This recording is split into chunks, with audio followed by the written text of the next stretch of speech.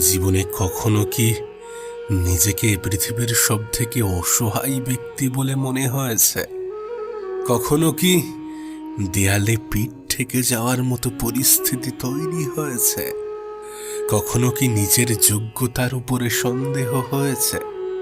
কখনো কি আফসোস হয়েছে এটা ভেবে যে কাশ যদি আরেকটু সময় পেতাম, কাশ যদি সময় থাকতে নিজেকে পরিবর্তন করতে পারতাম? কখনো কি দেয়ালে পিঠ ঠেকে যাওয়ার মতো পরিস্থিতি তৈরি হয়েছে? দেয়ালে পিঠ ঠেকে যাওয়ার মতো এমন কোনো সিচুয়েশনের শিকার হয়েছ? প্রত্যেকটা মানুষের জীবনে এমনও কিছু সময় আসে যখন নিজের ক্ষমতার উপরে সন্দেহ হয়, মনে হয় যে আমার দ্বারা আর কিছু হবে না। আমাদের জীবনের কিছু ব্যর্থতা আমাদের আত্মবিশ্বাসের উপরে আঘাত হানে, নিজেকে এটা ভাবতে বাধ্য করাই যে আর কোনো পরিবেশ, আর কোনো পরিস্থিতি, আর কোনো সিচুয়েশন নেই, দেয়ালে পিঠ ঠেকে গিয়েছে।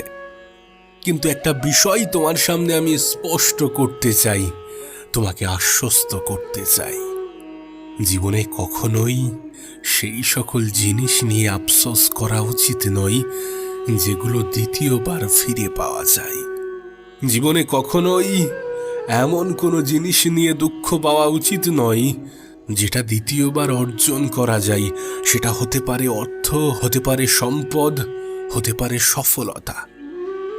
প্রিয় ভাই আমার, ছোট্ট বোনটি আমার, শোনো, তোমাকে বলি, শোনো, যদি কখনো কখনো এমন কোনো পরিবেশ, এমন কোনো পরিস্থিতির শিকার হও যখন মনে হচ্ছে যে আমার দ্বারা আর কিছু হবে না, যদি কখনো দেয়ালে পিঠ ঠেকে যাওয়ার মতো পরিস্থিতি, পরিবেশ তৈরি হয়, তাহলে এই চারটি কথা অবশ্যই মাথায় রেখো।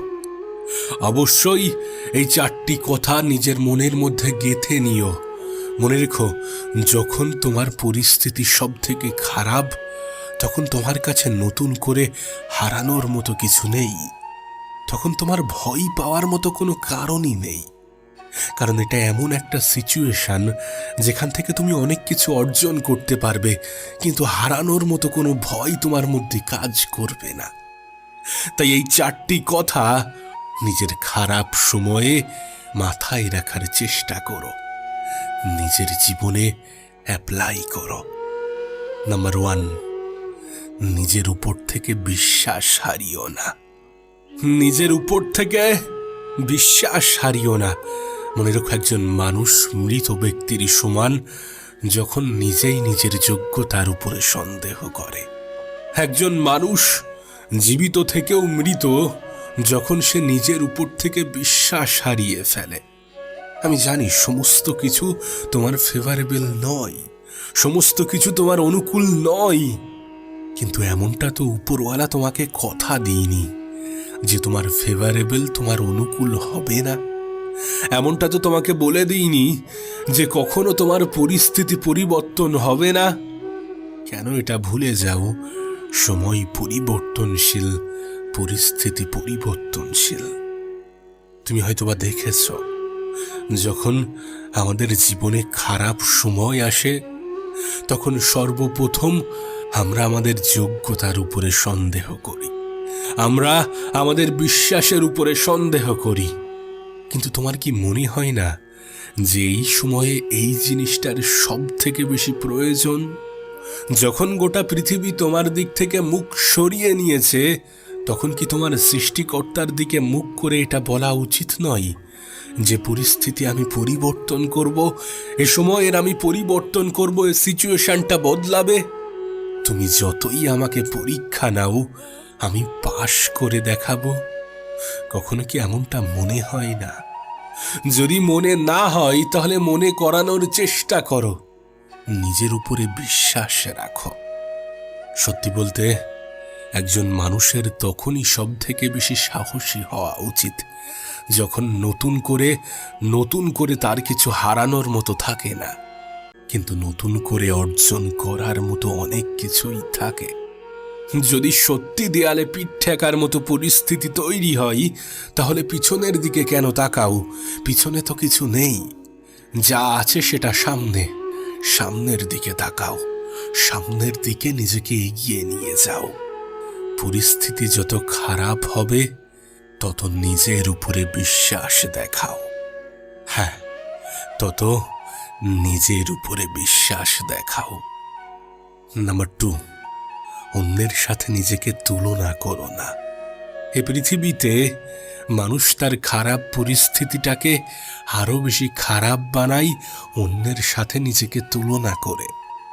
আমরা নিজেদেরকে তখন সব থেকে বেশি দুঃখী মনে করি যখন অন্যদেরকে সুখে থাকতে দেখি। কেন কেন অন্যদের সাথে নিজেকে গুলিয়ে ফেলো? কেন এটা ভুলে যাও যে তুমি ইউনিক, তোমার মধ্যে ইউনিক কিছু আছে, তোমার সাথে অন্য কারোর যাই না? কেন এটা ভুলে যাও যে পৃথিবীর পরিচালক প্রত্যেকটা মানুষকে ভিন্নভাবে বানিয়েছেন? প্রত্যেকটা মানুষের মধ্যে এমন কিছু ইউনিক জিনিস দিয়েছেন যেটা অন্যের মধ্যে নেই, যেটা তাকে সকলের থেকে আলাদা করে। তাহলে কেন নিজেকে তুলনা করো? নিজেকে তুলনা করো সেই সকল মানুষের মাঝে যাদেরকে তুমি বাইরে থেকে দেখে মনে করো যে তারা অনেক সুখে আছে, তাদের জীবনটা অনেক বেশি সুন্দর। কিন্তু তোমার জীবনটা সুন্দর নয়, এটার ব্যাখ্যা তোমাকে কে দিয়েছে? না, হয়তোবা পরিস্থিতিটা খারাপ, কিন্তু জীবনটা তো নয়। আর পরিস্থিতি তো পরিবর্তনশীল, যে কোনো পরিস্থিতি তো পরিবর্তন হয়েছে, হয়ে থাকে। তুমি তো দেখেছ, অতীতে অনেক ভালো সময়ের মুখোমুখিও তুমি হয়েছ, অনেক ভালো সময়কেও তুমি উপলব্ধি করেছ। আজ সেটা কিছুটা হয়তোবা পরিবর্তন হয়েছে। আর যদি ঠিক তেমনটাই হয়, তাহলে এটা কেন বদলাবে না? এটা কেন পাল্টাবে না? এই সময়টা কেন পরিবর্তন হবে না? তোমাকে কি উপরওয়ালা কথা দিয়েছে যে তোমার জীবনে কখনো সুখ, শান্তি, সফলতা এগুলো আসবে না? উপরওয়ালা কি তোমাকে কথা দিয়েছে যে তুমি কখনোই সুখী হতে পারবে না, তুমি কখনোই সফল হতে পারবে না? এমনটা তো নয়।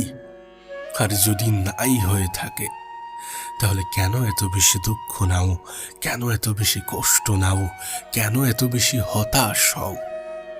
শোনো, তোমাকে বলি, হতাশা কোনো সমস্যার সমাধানই নয়। হতাশা যদি কোনো সমস্যার সমাধান হতো, তাহলে পৃথিবীতে স্বাভাবিকের থেকে মানসিক পেশেন্ট বেশি পাওয়া যেত। বিশ্বাস রাখো নিজের উপরে এবং এ পৃথিবীর পরিচালকের উপরে। তুমি ইউনিক, তুমি সকলের থেকে আলাদা।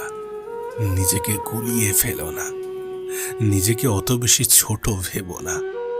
কখনো অন্যের সাথে নিজেকে তুলনা করো না।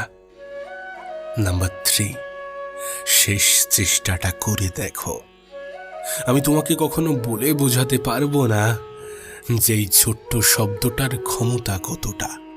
আর একবার চেষ্টা করে দেখি, শেষ চেষ্টা করে দেখি, কত মানুষের জীবন পরিবর্তন করেছে, কত মানুষের সফলতার কারণ হয়েছে, কত মানুষের পরিবেশ পরিস্থিতিকে পাল্টে দিয়েছে। আমি তোমাকে বলে বোঝাতে পারবো না, কিন্তু তোমাকে এটুকু বলবো, আমাদের হাতে যেটা আছে সেটা চেষ্টা, সেটা পরিশ্রম, সেটা মেহনত, সেটা ধৈর্য। কখনোই আমাদের হাতে আমাদের রেজাল্ট থাকে না। যেটা নিয়ে আমরা সব থেকে বেশি চিন্তা করি, সব থেকে বেশি আফসোস করি, সব থেকে বেশি ভয় পাই, সব থেকে বেশি হতাশ হই। আর আমার মনে হয় নিজের তরফ থেকে যদি চেষ্টাটা 100% থাকে, যদি 100% থেকে থাকে, তাহলে আফসোস করা উচিত নয়, ভয় পাওয়া উচিত নয়, দুঃখ নেওয়া উচিত নয়। কারণ তুমি তো তোমার তরফ থেকে 100% দিয়েছ। চেষ্টা করো, চেষ্টা করো, চেষ্টা করো। আর একবার চেষ্টা করে দেখো, শেষ চেষ্টা করে দেখো।